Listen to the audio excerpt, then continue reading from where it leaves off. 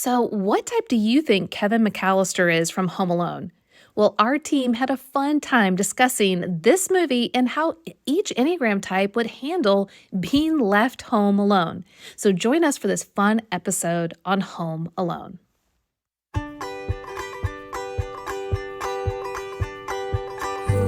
Hey guys, this is Beth. And this is Jeff. And this is your Enneagram Coach, the podcast, where we're here to help you to understand yourself with astonishing clarity so that you can break free from self-condemnation, fear, and shame by knowing and experiencing the unconditional love, forgiveness, and freedom in Christ.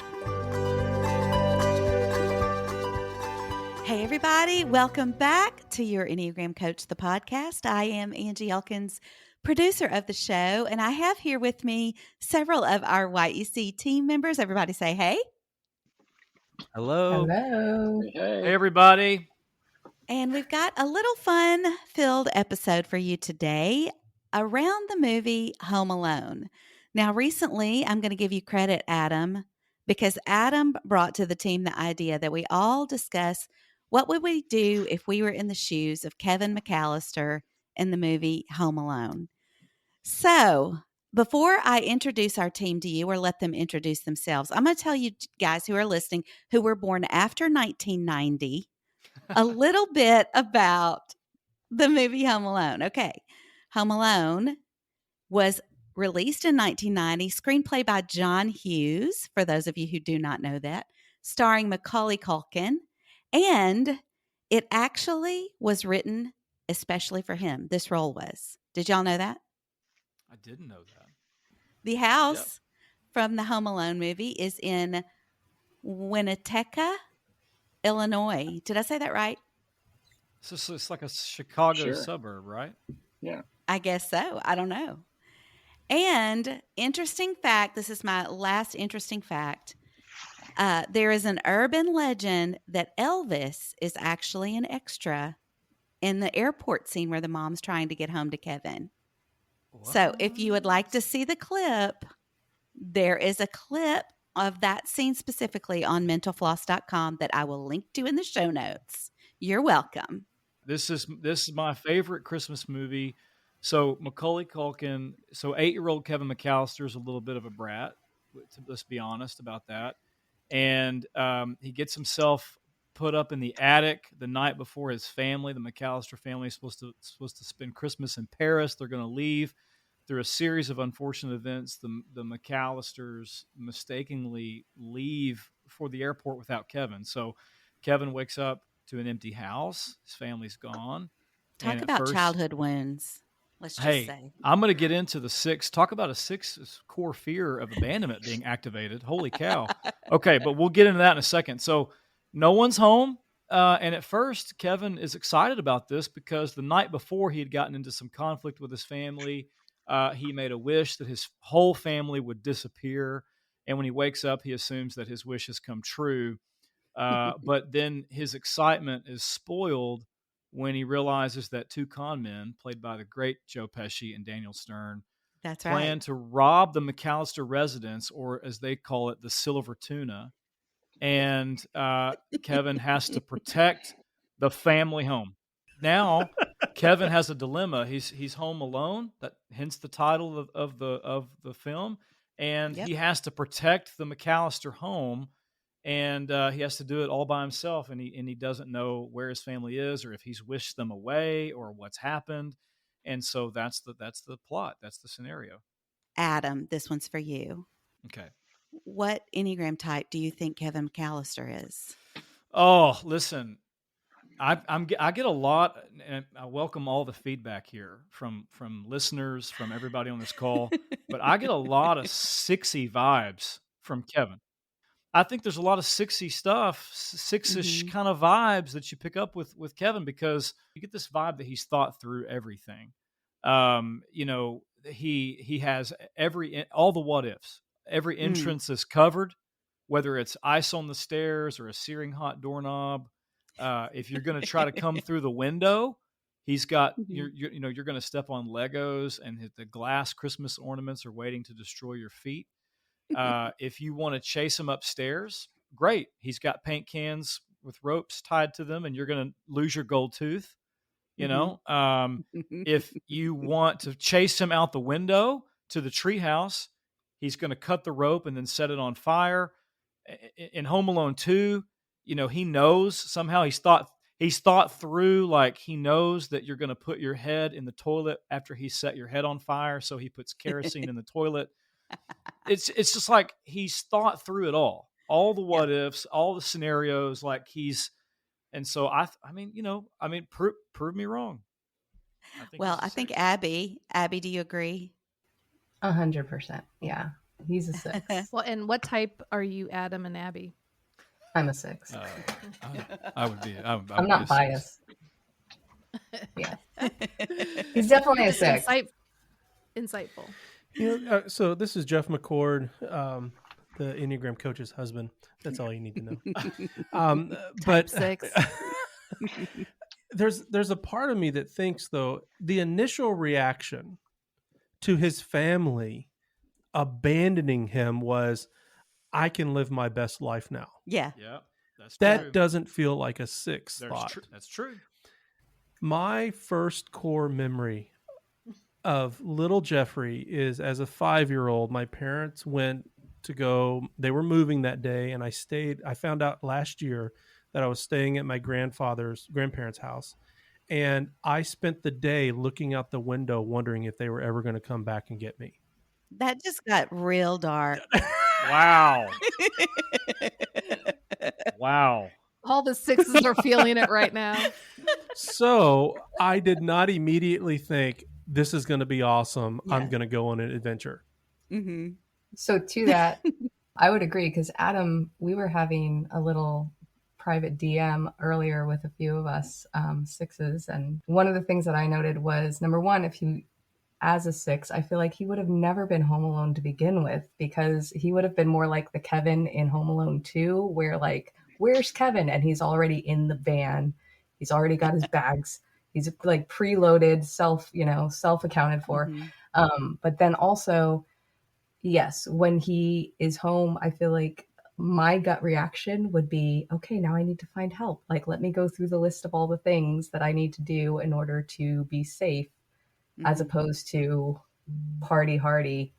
This is going to be an episode of memories for me. So whenever I was in elementary school, I sleptwalked. And so there was one evening, Beth is just turned away laughing right now. This is my response to what happens when a crisis is happening. I jumped into my closet to try to avoid the flames that were happening in my nightmare. I stripped off all of my clothes, except for my underwear, my tidy whities. Went into the living room and yelled, "Mom and Dad, get out of the house." Sprinted across the street and knocked on the neighbor's door like, "Let me in, I need help." So I wasn't there to fight the fire. I was there to go get help. Yeah. I'm not sure if this kid is a 6. Okay. Yeah. Now, of course, that just might be Jeff's abandonment issue. So I should be sharing way too much over here, but I just want to go on record that this is the second time you've told this wonderful story on the podcast. And I'm going to try to work this in anytime we're on the podcast together. I'm going to try to work this story. It's my favorite. And here's the thing. It's your nightmare, but it's my life. I feel like that's how I live every day. You're running around in your underwear? I might as well be, and everything's on fire, and I'm vulnerable. That's what it feels. Yeah, so if you wanted to know what it's like to be a 6, there you go. There it is. There it is. Abby's covering her face. Well, this is Beth. Now the professional Enneagram coach comes in and he's going to correct us all. I haven't watched it in a while, but I have seen it several times. My gut, though I haven't studied it, so again, I would love to hear other people's thoughts. My gut says 7 because he leans hard into the 6 space. And I can just see Christina Shear, who's on this podcast as well. Yeah. Like she navigates things like there's no one's business. We call her our air traffic controller, but with joy. Mhm. And so she's navigating YEC, the team, and all the stuff that's happening, but she does it with like a smile and with some joy. And so I kind of see, Kevin in the movie as that kind of, pushing, the family's buttons, wanting what he wants, wishing his family away and like getting his wish. Like, this is awesome. This is exciting. But then, yeah, the sixth moment of, hey, we got to lock this down. We got to think through. And he's creative. Sevens are super creative. And he's thinking of all the ways that he can protect himself in the home. But he does it also with some kind of fun flair, right? Like he has these cutouts of people dancing and he's dancing. Like, who's dancing when your house is That's going to true. be broken That's a into? great Who does point. this? Yeah, I Right. wasn't dancing. Joe here from Michigan. He avoids pain the entire movie, the pain that his family Right. left him. Oh, that's a Oh, great point. Joe with the mic drop. That's That's right. right. Wow. Joe, your type is what? I identify as a 5 Enneagram Yeah. coach from Michigan. Yeah, Joe took our Become an Enneagram Coach course a couple of years ago. So he's a certified coach. We brought him in to represent type 5s who Yes. won the zombie apocalypse. So congratulations, Joe. You are the winner. But yeah, bringing that insight, I think, is super. But then I he know. also has that 8, right? Mm-hmm. So he brings in that strength of protection. No one's going to harm me. I can do this. That there's that 8 quality in him that's pretty remarkable as well. So Brandon, our resident type 3. Yes, my name is Brandon. I am a type 3. Man, I think I was really thinking that you guys were on the right track with the 7 thing.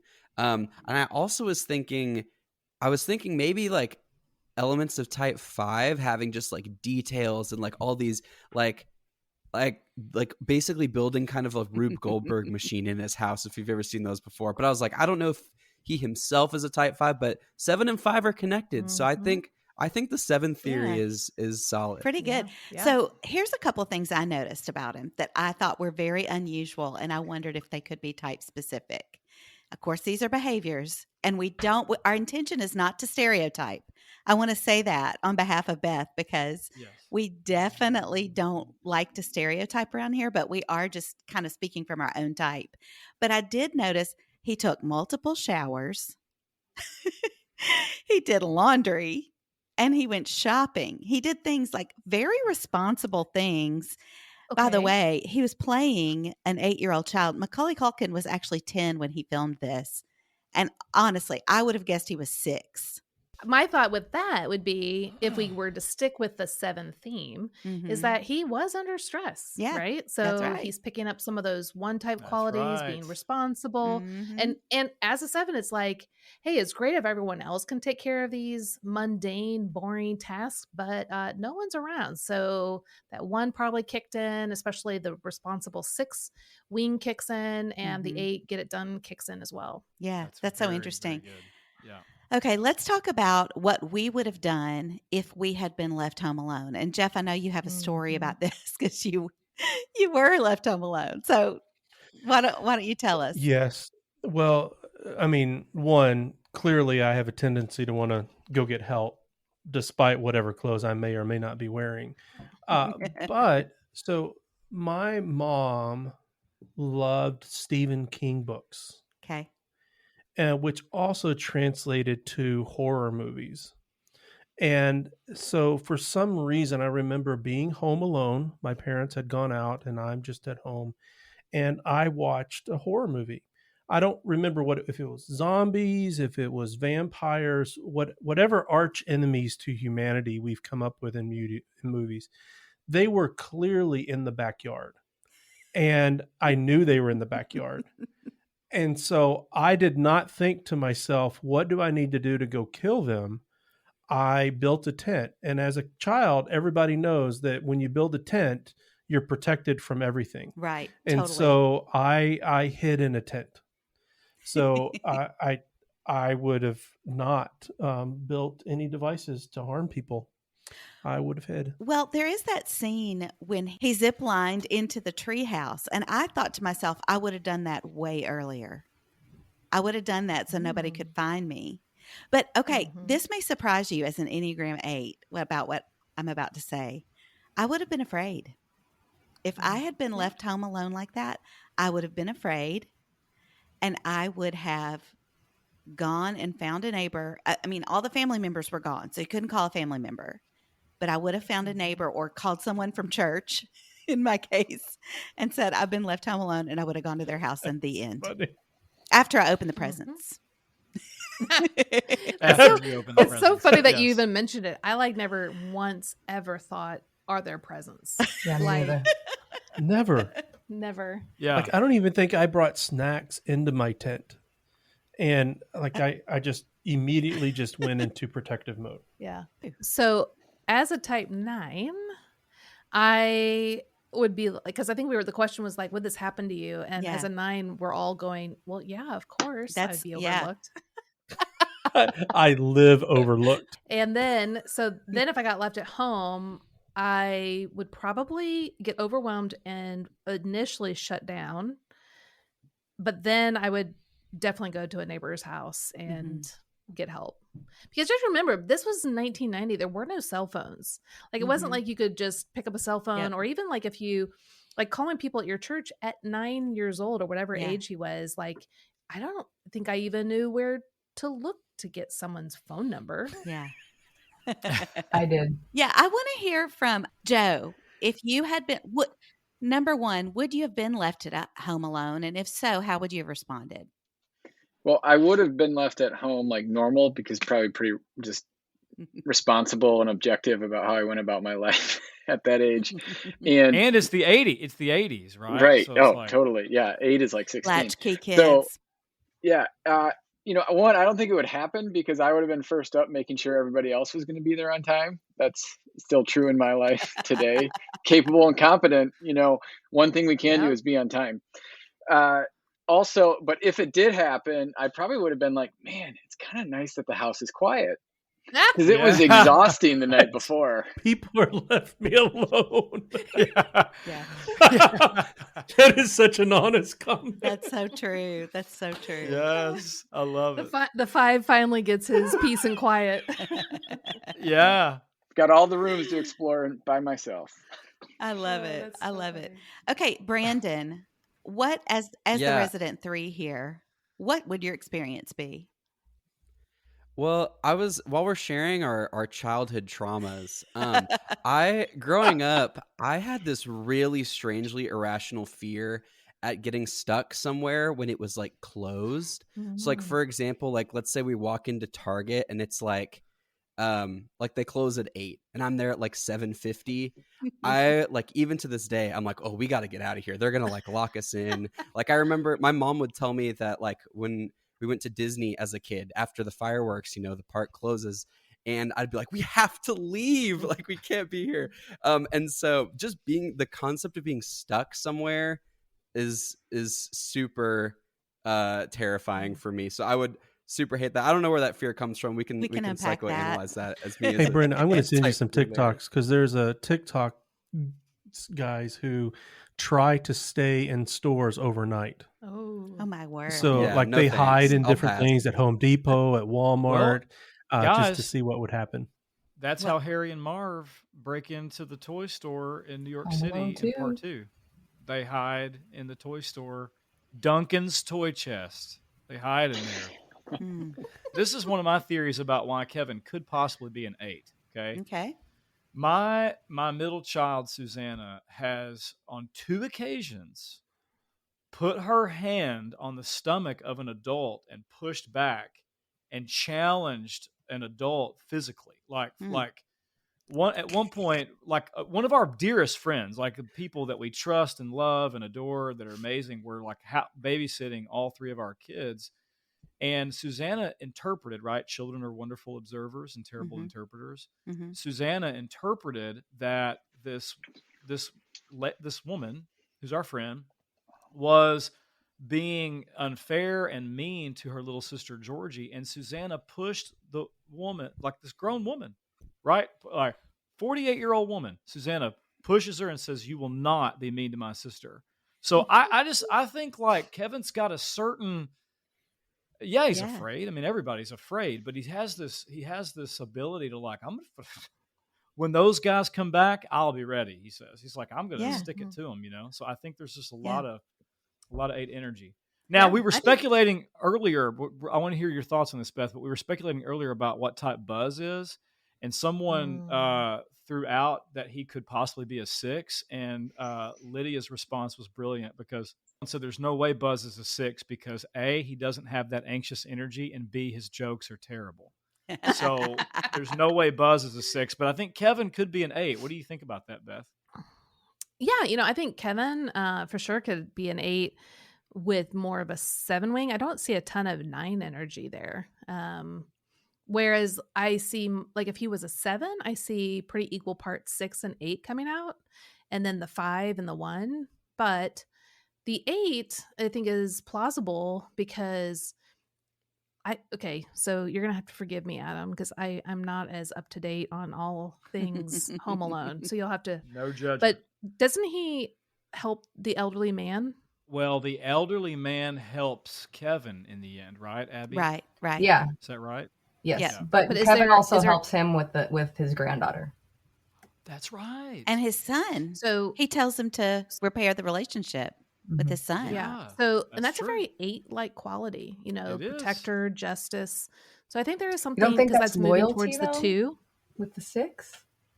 Could be. Yeah. Like mend So I'm that just saying relationship. I'm giving like if he was an 8, I'm saying he's moving in that 8-2 space Mhm. where he's moving There towards you go. compassion and empathy and making sure that that relationship is protected and mended. But if we're sticking with the 7, then yes, that would be definitely a loyalty, commitment, responsibility piece of the 6. So I think Yeah. both are very, very plausible. Though I see much more fun energy coming out of Kevin. I do too. Yes. So is there anyone here who would actually fight the robbers? No. No. Oh my gosh. No. Absolutely. 7 chiming in here. Absolutely. Are you kidding Oh, me? hello. Well, there we have it. Yeah. I'm listening to this conversation having quite an Mhm, internal mhm. dialogue right now because my family is actually choosing to go to North Carolina with to visit my nephew. And I'm like realizing as I'm saying this out loud, it's about to be on a podcast. So I'm like not going to tell anyone where I live. But I'm realizing that I'm choosing to stay are. home alone as a 7. And I'm like, this is Set your traps terrifying. now. But I'm also thinking, yeah, I was like, what preventative measures do I need just in case? Yeah. Because my sweet little puppy is not going to get the job done. 17 pounds of cuteness. He's not going to protect me if anything goes down. But just that reality of Mhm. a protectiveness, because I think about in childhood when we used to play a lot of soccer and do a lot of traveling. There was one situation in my childhood while playing sports and traveling all over the place that my parents actually left me at a gas station and like drove down the road and then realized and came back and got me. And I would say for probably 90% of the time that I was not with them, I didn't even notice. Because first off, there was no FOMO because I was busy looking at the candy and what beverage to drink. And I was just distracted by this new and exciting place I had never been before. But then I remember realizing I was alone. And of course, it's before cell phones. So you're just like standing there. I don't even think I knew my parents' phone number to like have someone call. Thankfully, they came back and got me. But I think about that and how whenever I go to the gas station now, I don't realize this, but I definitely abide by a buddy system.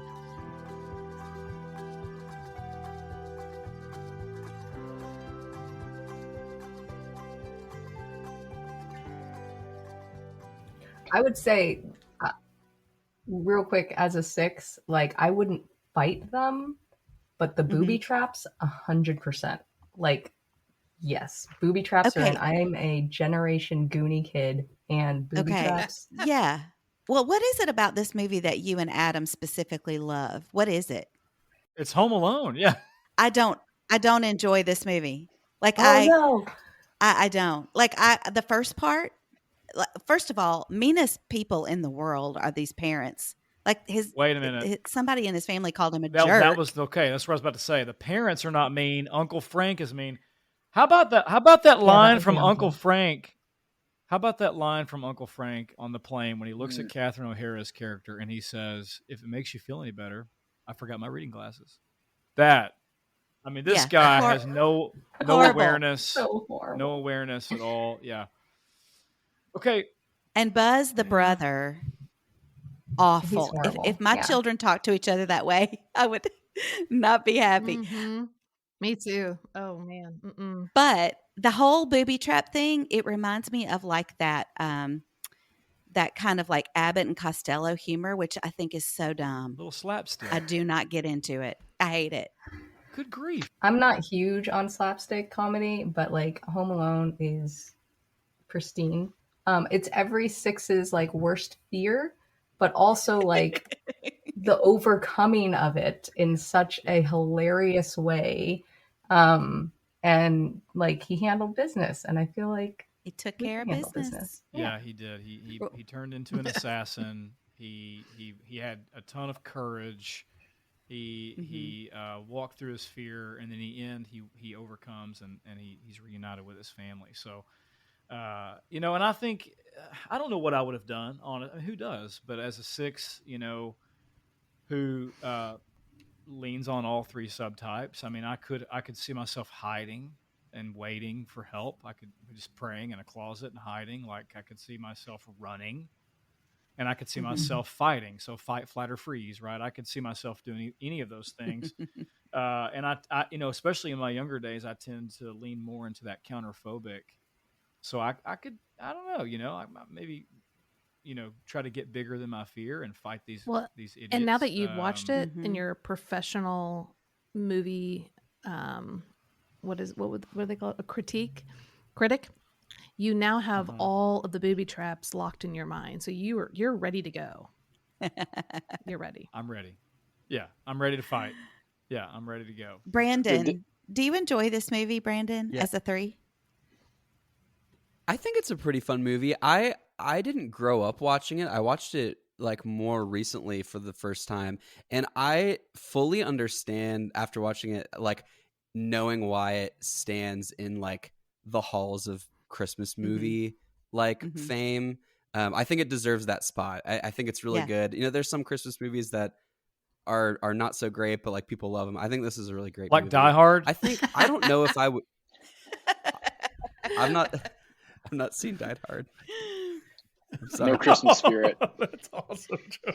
I think to the fighting thing, I don't know if I would try to fight them. I would like to maybe think that I could use my like 3 powers of being really like winsome and kind and persuasive to maybe like befriend the that's bad guys and convince them that hilarious. they need to not attack my home. But I can't join sides with them. I can't because then that'd be bad. But I could at least maybe steer them Real away. quick, Brandon, I would love your insight on this. We had mentioned in the thread earlier that a 3 would probably never be in the situation because a 3 wouldn't end up in the attic. Like a 3 would like make it right and would never be in the attic to begin with. Do you agree? Yeah. Yeah, I definitely agree. I lean more on my like self-preservation. So I'm very kind of I look a lot like a type 1. So a lot of like I really want to be like a good boy. And so yeah, I would not want to have anyone like be on anyone's bad side. So yes. You mean you would have never spoken to your mother the way Kevin speaks to his? Well, his mom wouldn't have allowed it. I dare. Yeah, you guys know his mom, right? Oh, I'll tell you one thing. I dare. I do not want to be in the room if my children speak to my wife that way. Oh Holy man. smokes! Hey, so you since and I don't want to take the conversation anywhere where we don't want to go, but I have to say, since Abby, you mentioned the thread. Yes, we were talking earlier about this movie, and I feel like Lydia, who is our another 6 on our team, she deserves to be mentioned here. She's had some great insights, and Abby, you jump in, and everybody jump in. But here's some things that Lydia said. I don't know if we've talked a lot about a type 1, but Lydia said if you're a type 1, there'd be no movie, because immediately a type 1 would wake up and turn themselves into the police because they feel so guilty for making their parents disappear. So that's it. Movie over, because the guilt of like, I wished my parents away and they went away, like it happened. So Yeah. I don't know what you guys think about that. A type 2 would That's a great point. never wish for their parents to disappear. Well, and I mean, can you imagine the feeling of being rejected? I mean, talk about. I mean, that a 2 may not ever come back from that. being put in the attic, and then forgotten. Joe, I'd love to hear your thoughts on this, because Lydia said that a type 5 would have the best traps drawn out, like the best plans. So the difference is, one, we would have got the police there a lot sooner, right? Because that's just objectively smart on a number of numbers. That's what I experienced when I watch movies. I'm like, did anyone just like think there was a different path? But anyways, it's supposed to be fun, so we can go with it. No, the traps would be just a little bit better and maybe take out the Joe robbers wants to improve it. I like this. That's a big wow. Right, so they're going to go down the stairs and they're not coming back up the stairs if they go on that. Oh, man. Love it. What did Lydia say about 4s? Did she have anything? No, she. We were just like, would a 4 curl up and cry? Like, what do you do if you're a type 4 in this situation? I mean, come on, like. You got to feel so misunderstood and so alone, and I mean, what do you do? Yeah. I mean, do you do what Kevin does? Do you turn on movies and make yourself a bunch of ice cream, or is that what a 7 does? I mean, I'm not sure. Well, yeah, like you're right. Like you would feel so misunderstood and tragically flawed that you were left behind. Yes, I mean, be devastating. Sure. I mean, in the attic. I'll be honest, as a type 9, like literally you couldn't get any worse than this. Like this would put the nail in the coffin. My presence literally does not matter, because my entire family is now in Europe and I'm here. Yeah. Yeah. I even wonder if the 6, when put in the attic for the night, would have already thought through, what if they forget me in the morning? Like they could get up and go. You know what I'm saying? So I don't know. Okay. Well, this has been a great discussion. Is there anything, Beth McCord, that you would like to say to wrap this discussion up? Yeah.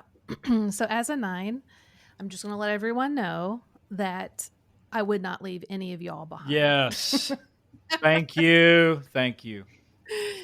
Thank you, Because Beth. everyone's presence matters. Yes. I mean, but in all seriousness, it's like, oh my gosh, this is so terrible.